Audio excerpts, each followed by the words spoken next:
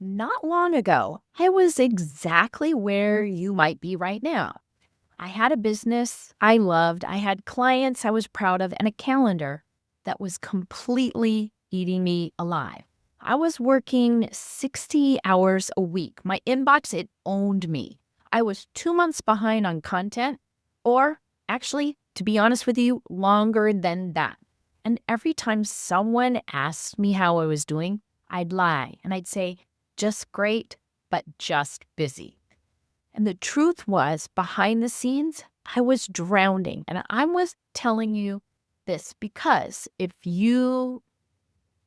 I'm telling you this because if any of that sounds familiar, if you're working way too many hours, and if you keep promising yourself you'll get caught up, and if you're tired of being the bottleneck or doing it all in your business, I know exactly how that feels. And here's what changed for me.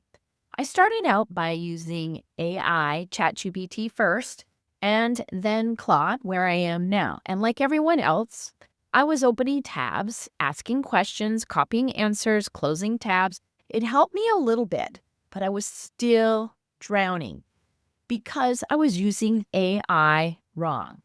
The shift came when I stopped treating AI like a tool and started treating it like my team.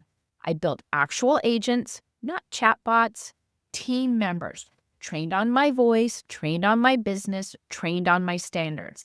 Each one came with a job, each one running in the background while I focused on what only I could do. My morning briefing, it's an agent delivered in my inbox every single morning. Lead response, it's an agent also. Content drafts, an agent. Client follow-up, an agent.